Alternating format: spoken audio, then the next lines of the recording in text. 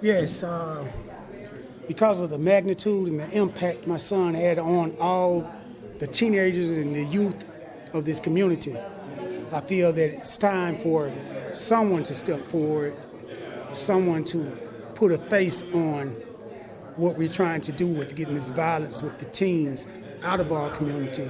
It has gotten to a point that is beyond disbelief. Like, parents, do we have to search our friends, our children's friends, before they enter the house? Do we need metal detectors on our house?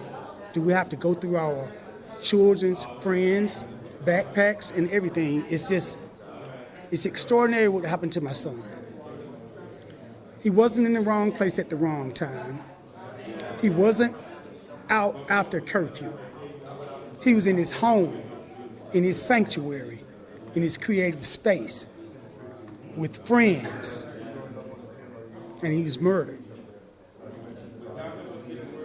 And it's been a great impact on the kids to understand that guns are not anything to play with.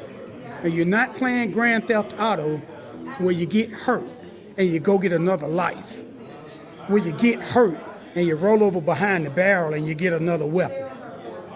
The children have been indoctrinated from 5 years old with all of these violent games and all of this other stuff in the community.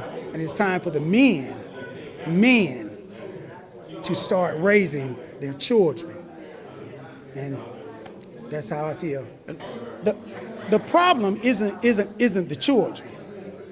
The problem is the parents at home who cannot or will not raise their children right. I raised my son myself, all of his life, to be a man, to have integrity, trust, loyalty. I raised my son to be the protector of my daughters, to be the next one in charge of my family. And I've lost him at 16 years old. And I am a parent, so I am very upset because he wasn't in the streets. The streets came to his sanctuary.